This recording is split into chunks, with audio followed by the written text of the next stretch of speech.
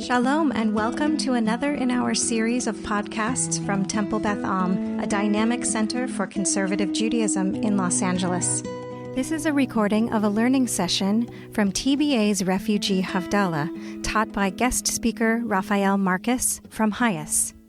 So in synagogues around the country, they're observing this weekend as Refugee Shabbat, an opportunity once again to reinforce that our values as a Jewish community are, of course, about caring for the Jew in need and the Jew who needs protection from the world, and also anyone else who is on the run, anyone else who does not claim home as obviously and easily as we do, anyone else for whom living as a refugee is their standard reality.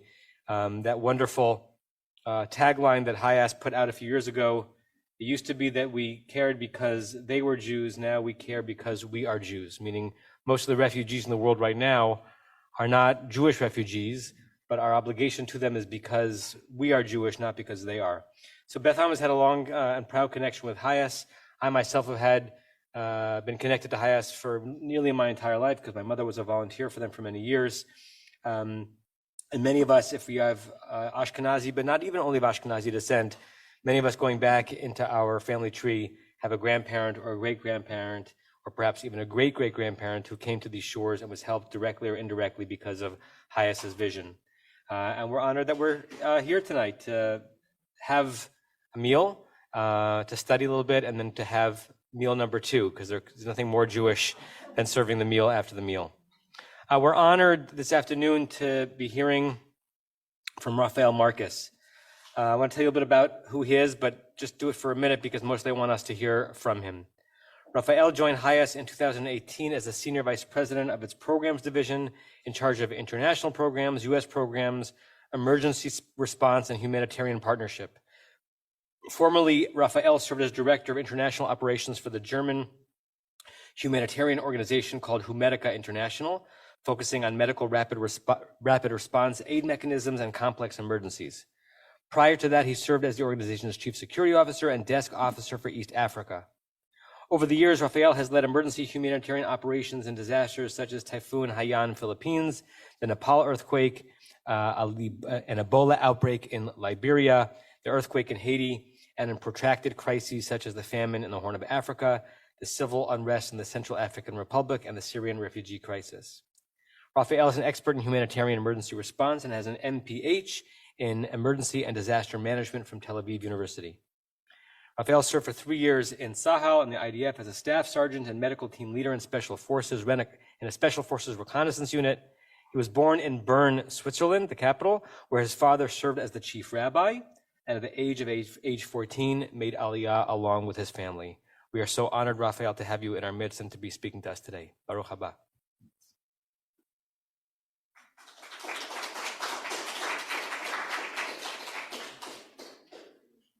Thank you so much. Can you all hear me? Yes? Okay, good. I'm a soft-spoken person, so I always have to check. And you can hear me on Zoom too? Perfect. Thank you, Larry, for the sign.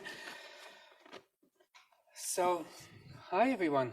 It's not yet Shavuot Tov, but almost. We're almost there. So it's still Shabbat Shalom. Thank you so much for having us here. We have a delegation of HIAS people here for people, but it's their territory. They're all LA based. I'm the only one who is coming from outside, since I live in Silver Spring, Maryland, where our headquarters is. And so thank you again for having me here on this 5th Refugee Shabbat, Shabbat where really communities across the world celebrate, commemorate. It's a question we will try to solve today. Refugee Shabbat, and it is taking place really across the world. We have Refugee Shabbat celebrations on 5 continents.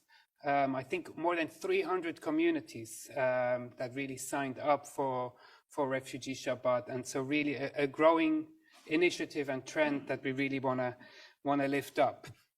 And I'll be very honest. I thought about what to say yesterday on the plane, but I just read the parasha once and it was very obvious The parasha just really screams the story of the refugee and of the Jewish people. And the most really striking part, and I hope, I'm not your rabbi, but I hope you were in shul today in the morning, is really Shirat Hayam, right? The song of the sea, or the song of gratitude. And it's a beautiful song, right? Noaz Yeshir Moshe Uvnei Yisrael, like this really beautiful song of gratitude.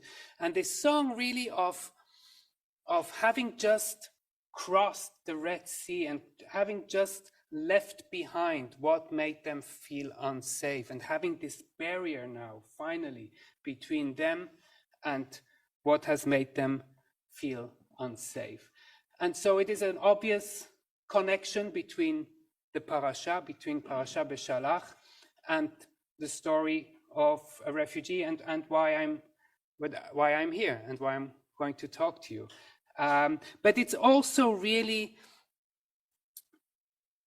it's really only one part, right? It is we are reading how they are crossing the Red Sea and celebrating that. But what I'd like us to do today in the next 15 minutes is really to think about the whole continuum of a refugee journey, which starts with deciding to leave, being on the journey, and eventually arriving at a place they feel home and they feel safe. But I would say that something which is very special about the Jewish people who have really experienced it, but not only Jewish, refugees in general, is that the continuum continues. It doesn't end with integration, because what we see so often is that refugees themselves then become people who help refugees, who stand up for refugees and who speak out for refugees. And that is really kind of the fourth step, you can say, from leaving, from going through the journey, from integrating in a new place, and then eventually also being able to stand up and advocate and support refugees. And that is the wonderful story of the refugees. And again, we see it all around. Last week I had a meeting with the Deputy Assistant Administrator of the State Department Bureau for Population, Refugee and Migration. It's a crazy title. And I was telling her that I'm going to LA. I was very excited because it's my first time in LA, actually. And I told her she was going to LA, and she said, "Oh, wonderful. One of her best experiences was in LA just a year and a half ago, when she came to visit the Vietnamese community when they were working to support the Afghans fleeing Kabul." And that really touched her heart. And so we really see refugees all around the world that once they have settled, once they have found a home, they remember the journey that they went through, right? Zacho, and really stand up for other refugees. And I mentioned before, is it commemoration or is it celebration? So I would say, if Refugee Shabbat would be on Shabbat Zachor, where you have to remember, it would be maybe more commemorating. On Passover, we should definitely all also remember, but it's Beshalach, it's really Shirat Hayam, it's the song of gratitude. So I think we are celebrating Refugee Shabbat, and what I would really like us to do is celebrate you as a community,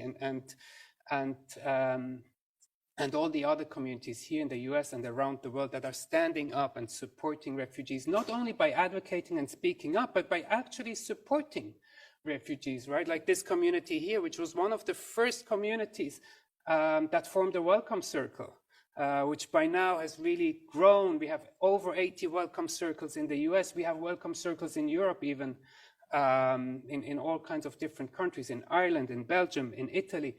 And so it is really this, to see refugees like what she saw with the Vietnamese is really amazing. And it's not only that. Our rabbi just said, right, we used to help refugees because they were Jewish. Now we help refugees because we are Jewish, right? This is the same continuum. And one of the things that has actually contributed to that, because HIAS started really to help refugees only in the late 1990s was the state of Israel, right? So once there was a home state, once there was a state where Jews could find safety, in addition to the US, there weren't so many Jewish refugees left, right? It was really during the 1990s, there was another wave of Jews leaving the former USSR. And after that, HIAS really found like now we can do that continuum, right? We don't have to help ourselves anymore. We can now finally, as former refugees, as the people who have experienced that history, also reach out and help other refugees. And so the state of Israel, which really gives this home state, right, has definitely also contributed to that, together with the strong Jewish community in the US, which had already found a home over many decades since HIAS has been working. And HIAS has been really working for, we say, over 130 years. The exact date is currently under question. We say more than 130 years. HIAS is the oldest refugee agency in the world and one of the most important one. We are one of the 5 biggest partners of the United Nations High Commissioner for Refugees. And we work currently in more than 20 countries. And our programs are, we always talk about our core programmatic areas, which are prevention and response to gender-based violence, mental health and psychosocial support, legal protection, and economic inclusion and integration. And I will also try to use that continuum of the next 10 minutes, which I still have left, to also describe a bit more about these programs. One more thing that I did want to mention is it's very interesting with if you look at some of the drafting of the really most important documents and conventions, like the Convention Against Genocide or the Geneva Conventions or the drafting of the 1951 Refugee Convention, as well as the Declaration for Human Rights, Jewish people were very, very instrumental in drafting these, right? Raphael Lemkin, who was very much involved in the Universal Declaration of Human Rights, as well as René Cassin. So these are all people who had experienced it by themselves, often in Europe, and that had brought them really also to really stand up and be part of that. And there's actually a very interesting article that also tries to show how the Jewish values feeded into that, because actually all those 4 that I just mentioned were religious Jewish people. And so that's also very interesting. So let's start really to think. The journey starts. People need to move. Why do they move? And I think there are 2 really important things to mention here. One is because it's fairly bad where they are, right? We always say people only leave home if home is the mouth of a shark, right? And we always have to remember that. And we see that in Venezuela right now. As one of the rare non-Americans at HIAS, I am able to travel to Venezuela, and I was there, and it is very bad. And, you know, sometimes people still have to ask, what's the reason? I don't have to ask what's the reason. If I see 6 million people leaving one country, 1/4 of the population of Venezuela, it must be fairly bad. And we see that in Ukraine right now. And we see that in all the other places where HIAS has been working. So that's one factor, obviously, the obvious factor. People leave because it's bad. But the other reason is because they have the courage to do so. They have the courage to do so, and they have the faith to do so. And it's very interesting if you look at last week's parasha, and I only know that because it's my parashat bar mitzvah, Parashat Bo, at the end, when you read the Haftarah, there's a sentence, Al tir'a Yaakov, don't be afraid, Yaakov. So it really ends with this, don't be afraid. And then the next week, we read how they really take on that really difficult journey of crossing the Red Sea, obviously with a lot of help by God, who somehow made that miracle, but still, You need a lot of courage to do so, and I will not lie if I say that the resilience that I've seen in refugees all over the world is one of the most inspiring things that I have and will ever experience. And, just having crossed this barrier, it's really hard to imagine. We look at the barriers that people are crossing nowadays, right? I don't know if many of you know the Darien Gap, right? One of the most treacherous journeys that people can actually take, weeks within a rainforest between Colombia and Panama. And as difficult and dangerous it is, we have, on average, over the last couple of months, 1,000 to 2,000 people each day arriving on the Panamanian side, where we have staff members welcoming them, providing them services, and providing them information for onward journey. Or even more, if you look at really analogy of what we are reading, Red Sea, let's think about the Mediterranean. It might not be as much in the news here in the US, but it should, because 20,000 people have lost their lives in the Mediterranean over the last 7 years. It's unbelievable. And it is still happening. The world is letting it happen. 20,000 people drowned in the Mediterranean over the last 7 years. And so it is really the courage you need to set foot, to go up and cross this initial barrier, right? I mean, where are the children of Israel now? They're still in Sinai. They're not in Israel yet. They just crossed the Red Sea. So, and once they cross the Darien, where are they? They're in Panama. They probably won't stay in Panama. They probably want to go up to the US. So they still have quite a long journey. And even once you've crossed the Mediterranean, you will probably find yourself in detention or I never call it a camp, it's a detention facility in Greece, which some people call a camp, and the journey is still fairly long. So a lot of courage and a lot of faith. And the faith piece is interesting, because what happens after the song, after Moses and the children of Israel sing the song of gratitude? What happens after that?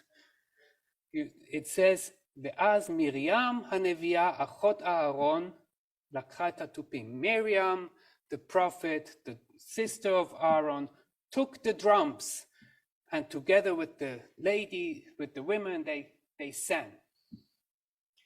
Why did they have drums? They just crossed the Red Sea. Why did they carry drums with them? And there's an interesting mechilta by Rabbi Ishmael, and he says exactly that. He says, well, they had faith. They knew that they are going to make it. They knew that they're going to be able to cross the Red Sea, so they already had the drums with them. And I found that a very nice way of really showing that they had faith in God. And the faith in God is a very important part for HIAS, because what we really try to do in all our interventions is to be very faith sensitive and take into account the spiritual needs of the refugees, because the spiritual part is a big part of the resilience and faith that refugees show. Obviously, it differs from place to place, from culture to culture, but it is a strong part of the resilience, and it would be wrong for us to not take that into account when we try to help the people. And it can be quite traumatic to cross such a barrier, such as the Darien, but also the Red Sea. If you really look at the words of the song, it's not all gloomy. It's a lot of, and he crushed Pharaoh into the sea, and he drowned the horses, and there's some strong language, and I think it indicates also to us that there's a lot of trauma involved when crossing such a barrier. And then the other question, why do women have to have a separate song? We just sang all together, and then Miriam takes it and they say, well, that's my interpretation, but it is something that I definitely know from my work at HIAS. Well, women and children are an exacerbated risk whenever they are displaced and whenever they are on the move. And that is something which, this kind of another thing which HIAS has definitely put at the forefront of our approach, is to really look at the violence that women and girls have to endure, and at the exacerbated needs that women and girls have. And this is something we have been very much including in our response in Ukraine, for example, where a lot of our work is with women-led organizations. And also because Ukraine had that very strong characteristics of all the men staying in the country because they were not allowed to leave. They're still not allowed to leave. And really most of the refugees being women and girls in a place which already before the escalation of the war had quite a lot of trafficking activities. And so it was clear from the beginning that prevention and response to gender-based violence would be a very big feature of our response. And I think the fact that the women sing another song of gratitude might indicate to the fact that for women and girls, it can be, or it will always probably, until we don't solve some very basic principles, be under additional risks. So they just crossed the continuum. We continue. It continues, right? They are still not in Israel. There's the journey itself. And this journey is long. On average, refugees are displaced for 15 years until they reach a place of safety that they call home. HIAS knows that because we've been working in Chad for over 20 years in 13 refugee camps. These are the same refugees that crossed into Chad 21 years ago. They are still in those camps. And so while the average time went down from 17 to 15 years, obviously nothing to be very proud of, it's still a very long time. And we see that also in what we read, right? It will still take another 40 years for the children of Israel to eventually come and cross into Israel. And these 40 years are not easy. Even in today's Parsha, we already read about how they start complaining, right? They say, how come did you take us out of Egypt? We have nothing to drink. We have nothing to eat. Because it is tough. Being in a refugee camp is being completely dependent on somebody else, often without really freedom of movement. And even if, most of the refugees are not in camps, actually there's a myth that most refugees are in camps, actually only 20% that find themselves in camps.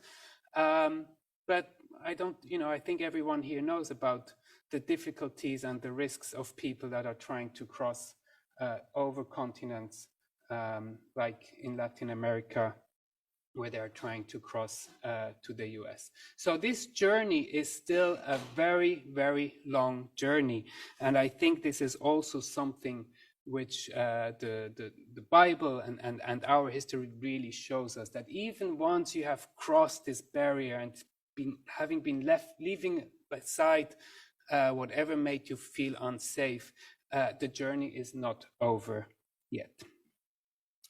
They still need miracles, right? They still need Moses to hit on the stone so water comes out, and the manna that comes from the sky. And that is really the story of the refugees. They still need the miracles. Now, I will say that even once they found a home, the journey still isn't over. Integration is not an easy thing. And that, I think, is where your community and many, many, many other communities in the US are really doing such an amazing and important job. Integrating into a new society, that can be really, really tough. I must say, in the US, it's pretty tough. I moved to the US 4 years ago, and it took me half a year to understand what the credit score even is and why I should need it and why it should be at a certain point, and then to build it up. And that's me. I came with a visa, I came with work, I had friends here. So Kal V'chomer, it is a really difficult thing to do. And so I really want to thank you this community and all the other communities around the world that work daily, really, on helping to integrate refugees in a country, which it doesn't matter really into which country refugees will come, as long as it is different, it is always hard to integrate. And it is a beautiful way to integrate is when you really have a community that stands behind them. So here we are, we went through that whole journey. HIAS really works with refugees along this journey. So we work in countries of origin where things happen. We have almost 200 staff in Venezuela right now, for example. We work during the journey, as I just said. We have operations in Greece, we have operations in Colombia, in Panama, in Costa Rica, Mexico, across the journey that many refugees take. And obviously we also work, as you all know, where refugees eventually end up and try to integrate into society. And all this work would not be as good and maybe even not as possible without the broad support that we receive, and predominantly that we receive from you, the Jewish people and the Jewish communities across the world. It is important to work always on both sides. We do programming, but we really also need the advocacy. I was speaking yesterday at another temple and somebody asked me, well, what is HIAS doing to stop whatever is making those refugees to move, right? I told them, well, there are no humanitarian solutions to humanitarian problems, and we can only do our work, but the solution needs to be a political solution, right? We can't change the government in Venezuela, we cannot stop the war in Ukraine, and we can definitely not stop famine from happening in East Africa. But we can help, and we can advocate. We can advocate for a change in those countries. You can advocate for the US and other bigger powers to take an active stance. And we can advocate also for them to take into account whatever political decisions they take, that there will be refugee movements. Something which we felt was missing actually when Kabul fell. It was a decision by the US government to do it, but we never felt that they really took into account or thought through what that would mean. And so we ended up with really hastily having to evacuate thousands of Afghans. And eventually it was not the government, it was you, the people, who really helped us being able to absorb and integrate all the refugees from Afghanistan and now from Ukraine. So advocacy is really important. We have to talk, we have to speak up. And even if we feel that the current administration might be on our side, it might not be their main priority. And most important, we have to be louder than them. But there are other ways to help. I would really urge you all to look at our website, join our welcome campaign, where you will also receive guidance on how to reach out to your congressmen, to the senators. There's the JPAC event in Sacramento in another month, March 10, 11, 12, I think. May. Where you will be able to lobby lawmakers and others. And please also sign on the letter for the Senator Bill 85, a really important bill. When talking about integration, really important, because what this bill would do is really provide refugees with additional 3 months of support to integrate. Right now, it's really only 3 months, and then refugees are for themselves. And this bill would be unique in that it would really prolong that by another 3 months, something that we would all really welcome. Obviously, we always like to receive donations too. We have operational costs, which are, just the security costs in Ukraine. When I look at them, it makes me, I lose nights over that. The well-being of our staff, things which donors don't really always cover. But more important than donating to HIAS here in Los Angeles is donating to local organizations, local grassroots organizations that are really embedded in the community. And right now, really, we are trying with JFCS of Long Beach to really revamp our work with them to make sure that HIAS can once again, after 5 years, resettle in Los Angeles. So I would really also ask you to if you are able to donate to JFCS Long Beach. I will end here. Thank you very, very much for having us, for listening. But most important, just thank you for your amazing work and engagement. It makes all the difference for the people you are receiving and helping to integrate into this wonderful country. Thank you.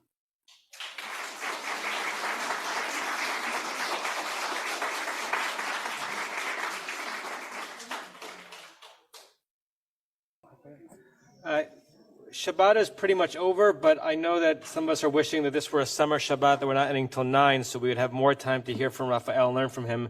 Let's pause to see if we have just a few questions. I know the questions will continue.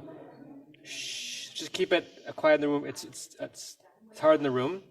If we have a couple of questions for Raphael based on what he said, let's field one or two, and then we'll go on with Mari Ben Havdalah. AJ?